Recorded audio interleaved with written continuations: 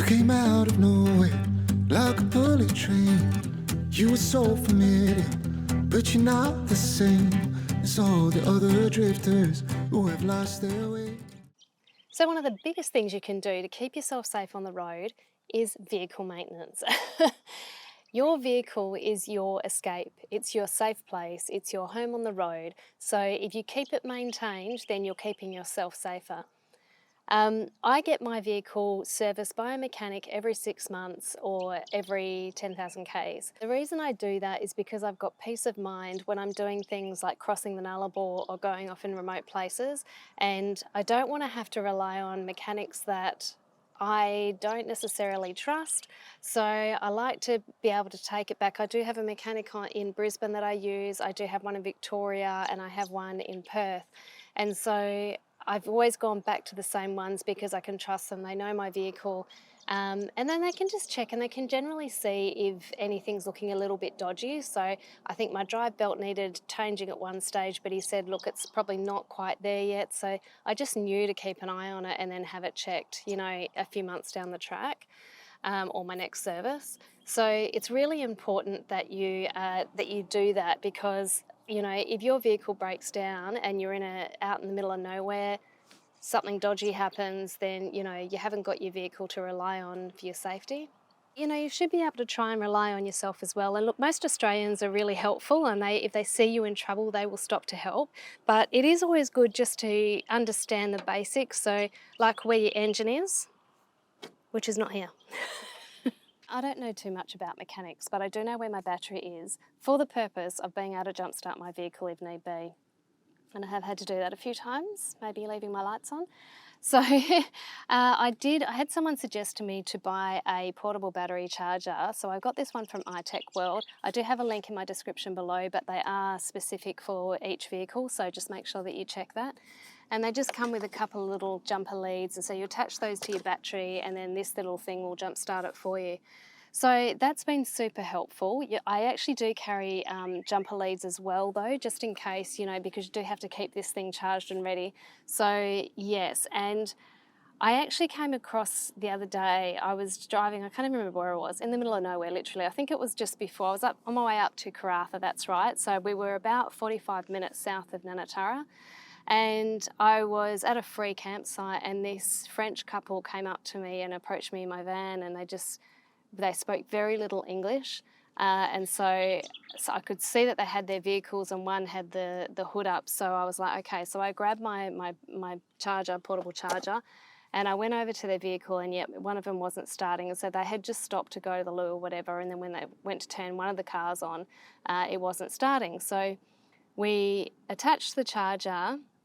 And so I did that for them because I wasn't quite sure. It was quite difficult talking to them because it was broken English. So we were trying the best we could. We were trying to use Google Translate. But I didn't want to step on anyone's toes. I didn't know if either of them actually knew how to do it. So anyway, they stood back and let me do it. So she was trying to turn the car on and this hasn't worked on other vehicles a lot of the time. So I said, okay, I'm going to go get my jumper leads. So I went and got my jumper leads and we attached those.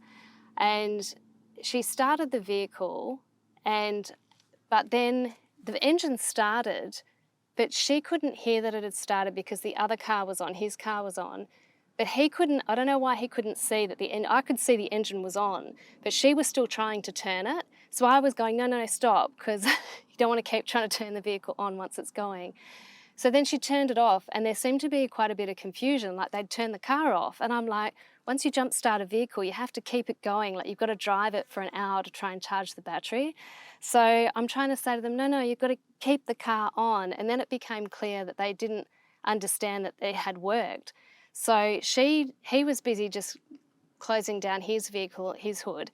So she went and started the car and it started and they were both like, oh, what's going on? And I'm like, okay, keep it on, leave the car on. And they're like confused. And I'm using Google Translate and I'm like, drive, you've got to go drive now for like, you know, an hour. They were headed to Nanatara, which is 45 minutes away, so hopefully, But in the end, I left my cable leads with them, because my jump starter leads, because I was like, well, I think they're going to need them more than me. So tyres are another important one as well. And when I started van life, I actually went through with a friend how to change the tyre. My spare tyre is underneath the back of my vehicle, so you obviously got to keep an eye on your spare tyre and make sure that that's in good condition. You can get things like tyre repair kits, and I think there's also a little thing you can get now that will blow your tyres up for you as well. So that might be another handy tool to carry with you. I don't have one, but it's on my list of things to get. So obviously, I may struggle a little bit with strength. I haven't actually had to change a tyre on my own as yet. I got caught out once, but I had a busted foot at the time, and I had two young gentlemen, shirtless gentlemen at the beach, come up and do it for me. It was very nice of them. But what I did was I actually got this steel post, so that when I put the part, I don't know what it is, the wrench, to undo the nuts on the tyre, I can actually put this tube on the wrench as well, and it gives you, it's more physics, so it's giving you more weight and leverage to try and get that nut undone. There's important things to know, like where your jack is. So my jack is in the step of my vehicle.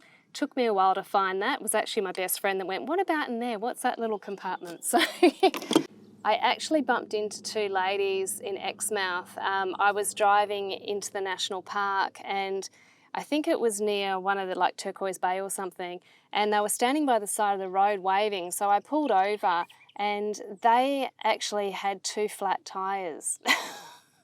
And they had to make it back to one of the station stays. Their caravan was back there.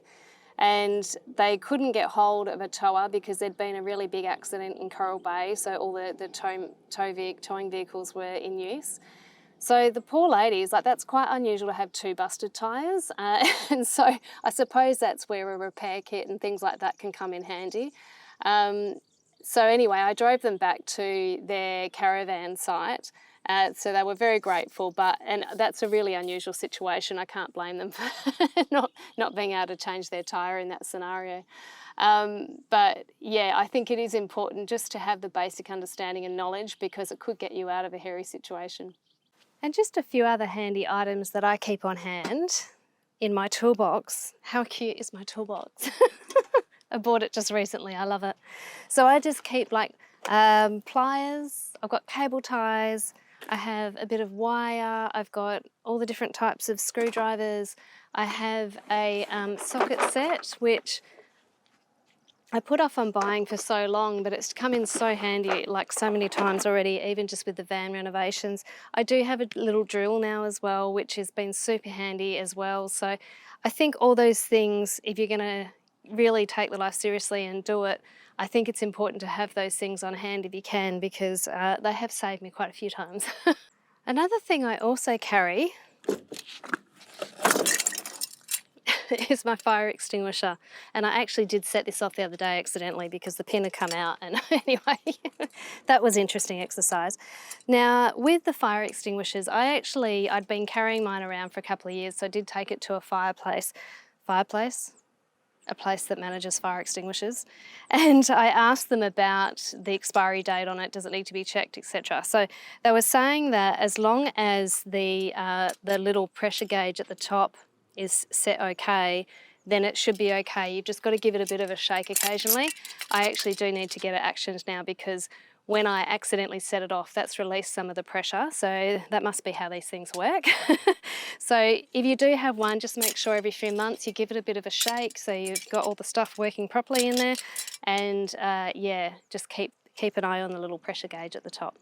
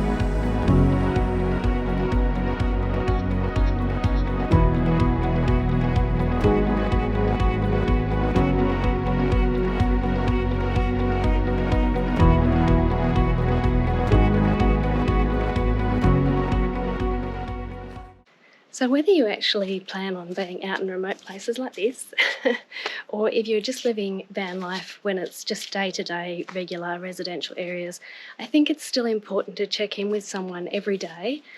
So for me, that is my daughter. So that way, if she hasn't been able to reach me or I haven't been in contact with her, she can know that there's something wrong, and she can look where I've been and reach out to someone and try and get me some help or try and find where I am. So the way she can do that is we have an app called Life 360, and in this app she can see where I've been, so that at the last point, if I was to drop out of reception, she can see at the last point I was in reception. She can actually see how much battery is left on my phone, what speed I'm driving, so it is kind of creepy. And on the flip side, I can actually see where she is as well, so we kind of keep track of each other that way. It is a really handy app. I understand it's a bit Big Brother-ish and where is that data going, but for me personally, I think it's really helpful, and I feel a bit more safe and secure just having at least one person know where I am all the time, because I really am off-grid quite a lot. And so when I do go out hiking, I try to make sure that I just let Ella know how long I'm going to be out of reception for, so that way she won't panic either. So if she hasn't heard from me, I usually give her a time that I'll tell her I'm going to check back in by. And if she hasn't heard from me, then she obviously can see my location, she can send help, and that sort of thing. If I go out snorkeling, I try to make sure that I'm not doing that on my own. So if there's at least people on the beach, they are aware that I'm there, and they can see me if I get in any trouble. Yeah, so I think it's just a matter of making sure that you are, if you're not around people, you at least have someone tracking where you are and what you're doing. One of the other things I do as well when I'm out hiking is I've got an air tag in my van. So if I get lost, I can find my air tag and follow that back to my van. That has saved me a couple of times, to be really honest. Generally, hiking out in Queensland, I've gotten a little bit lost sometimes. And always listen to your gut. It'll always tell you if somewhere's not safe. So if you are adventuring out for the day and you've found a cool place and you really want to stay there, or it's somewhere you want to explore, if your gut's telling you no, today's not the day, listen to it. If someone has approached you and they're kind of hanging around a bit and you're feeling a bit uncomfortable, if you are worried about where you're going to sleep that night, I have had a few followers say that they've actually gone to a local police station and they park out the front of the police station. I think that some of them have actually said they've gone in and said to the police what's happening, and they're fine for them to stay in the van out the front of the police station. So you can do that as well. That's another option. But generally speaking, if I don't feel safe somewhere, I usually try and aim for a caravan park. And I always make sure I try and get places before dark, so that way I can suss out where I'm going to sleep. So, yeah. So a few other things I do to try and keep myself safe while I'm travelling on the road is leaving my car keys in a place that is the same every time, so that I know where it is if I need to get to it in a hurry. I have, the first couple of weeks of van life, I actually lost my keys a couple of times because it's just the nature of it. You're in and out of the van all the time. So when it's not on that one location inside my van, it's around my neck, and that way I never lose my key. I usually try and always reverse into wherever I'm camping to make sure that I can get an easy escape. I also try and consider if there is more than one way of getting out of where I am in case I get blocked in. So that's something else to think about when you're parking up at night. So the nature of this lifestyle, you're going to be outdoors a lot. You're going to be talking to people you don't know. So it's important to try not to overshare with people. Things like where you're travelling to, where you're going to sleep that night, that you're travelling alone. All of those things are putting yourself at risk. Obviously, I have put myself on YouTube that I'm out there travelling alone, so there is still a risk factor there for me. So I am quite aware of my surroundings quite a lot. I am finding that I'm bumping into people more and more that have seen me on YouTube. So it is something, that I have to try and keep in mind. I do try and keep my videos so that, I'm generally ahead of wherever I am releasing the videos for my own safety. So yeah, that's definitely another thing to consider. I think it's important to lock your van whenever you leave it, whether it just be if you're going to the toilet or just, around the corner to tell someone something. I always lock my van. I know some people don't because, you know, they might be in a caravan park or something and there's a lot of people around and they feel safe. But to me, it's like, why take the risk? It takes 5 seconds to lock your van and make sure it's locked. I have, you know, my work laptop, I've got my YouTube equipment. So, you know, it's just better to be safe than sorry. I tend to have my curtains up if I'm going to leave my van for like to go for a snorkel or something. If I put my curtains up and lock the van, I feel pretty safe that no one's going to try and break in because they won't know if there's anyone actually in here or not. So I think it's important to do that. So generally speaking, once it's dark, I am in my van and I'm locked in. My curtains are up and I'm safely in my van at night. That might not necessarily mean I've gone to where I'm going to park up for the night, but at least I just kind of feel like once it's dark, it's safer to be in your van and locked in your van. Obviously, if there's people around that I know that I'm talking to and that kind of thing, no problem, I'll leave my van open if there's a lot of people around. But generally that's what I do. Now, if it's night and you need to go to a public restroom and you're feeling a little bit nervous about doing that, you can call a family member or friend and just keep them on the phone while you go to the loo. I know that's a little bit of an awkward scenario, but I've done that a couple of times just because I've not been in a familiar place, there's no one else around, it's dark.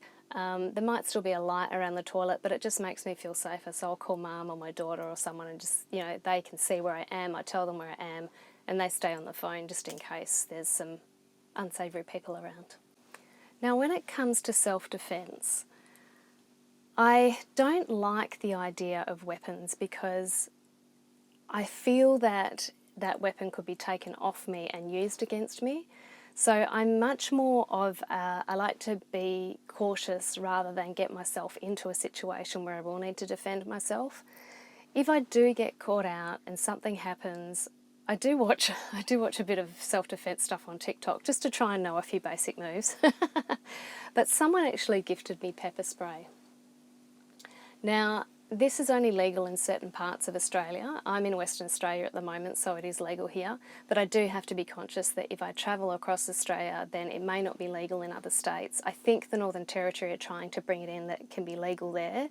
I think that it is quite a good form of self-defense for women especially, because it's just, that's the nature of, you know, men and women, is that, you know, we're just not as strong, physically strong as men. So it's good to be able to defend ourselves from a distance. So, you know, if I was in trouble in my van, you know, maybe I could jump out the skylight and spray them with the pepper spray from inside my van.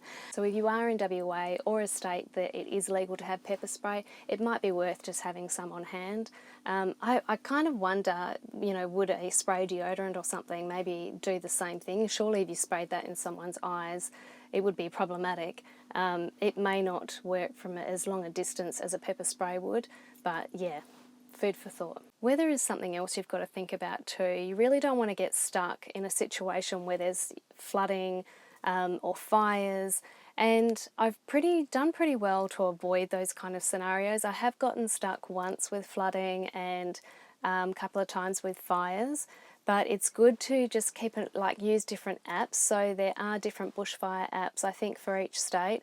I use the Willy Weather app to keep an eye on rainfall, wind, because generally I like to go hiking and snorkeling as well, so I'm looking at weather patterns for those reasons too.